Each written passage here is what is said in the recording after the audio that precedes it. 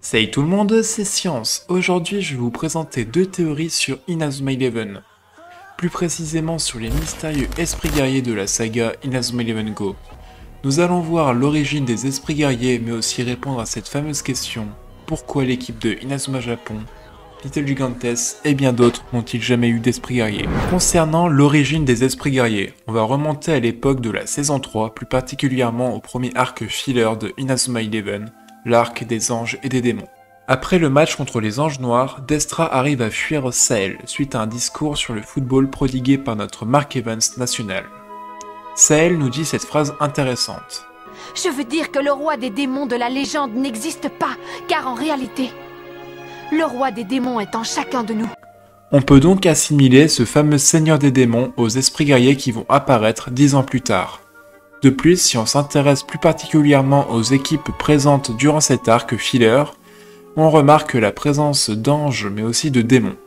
Ce qui peut renforcer cette théorie, car si on observe en détail les divers esprits guerriers de Inazuma Eleven Go, on remarque beaucoup de similitudes avec ces deux équipes qui sont les anges, Sky Team, et les démons, Dark Team.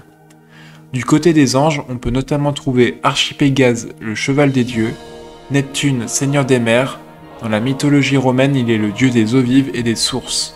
Apollon, dieu du soleil. Poséidon, dieu des sept mers. Concernant les démons, on retrouve Corvus, le corbeau des ténèbres. Evra, seigneur des démons. Léo Obscur, seigneur des ténèbres.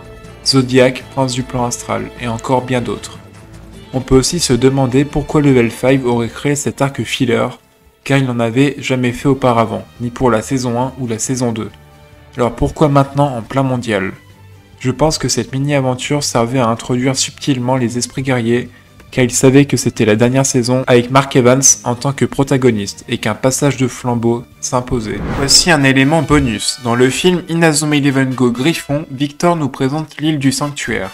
Cette île a un lien profond avec les esprits guerriers, car c'est le lieu d'entraînement du 5e secteur pour devenir un impérial. Et du coup, ce qui est intéressant, c'est que Victor fait cette comparaison. Je le précise à la fois en VF et en VO. Ils disent que c'est un paradis céleste, mais c'est un enfer.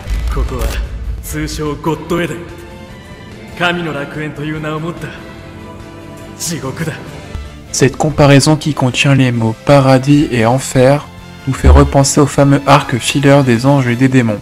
Cet arc qui est une partie majeure de ma théorie. L'équipe de Inazuma Japon, Little Gigantes et bien d'autres n'ont-ils jamais eu d'esprit guerrier? Je pense que Mark et les autres n'ont jamais pu avoir un esprit guerrier car cela demande un entraînement limite inhumain. Qu'est-ce qui se passe? Tu n'arrives pas à invoquer ton esprit guerrier? C'est primordial pour la victoire. Tu choisis l'échec, c'est tellement plus facile. Mais non monsieur, je vais vous montrer que je peux y arriver. Je suis prêt à tout pour faire partie de l'équipe absolue. Reprenons du début. Dans la première saison de Inazuma Eleven Go, les seules personnes à posséder des esprits guerriers sont l'équipe de Raymond et les impériaux du 5e secteur. Ces fameux impériaux sont formés sur l'île du sanctuaire. Victor nous informe que les entraînements sur cette île sont d'un tout autre niveau et que même les impériaux ont peur de cette île. Mais il y a une chose que je peux affirmer avec certitude, c'est que les entraînements sur cette île ne ressemblent en rien aux entraînements qu'on connaît. Tous ceux qui vont devenir des impériaux ont peur de venir ici. Ce qui renforce le côté difficile de cet entraînement.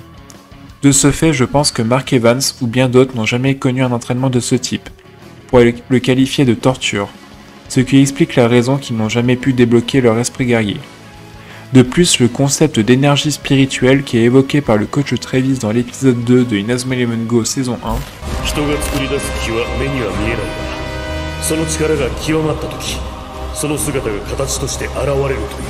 n'est jamais cité dans Inazuma Eleven. Je pense que ceci répondrait à la question de pourquoi les joueurs de la saison 3 n'ont-ils jamais eu d'esprit guerrier. Et voilà. Santé les enfants. Et allez.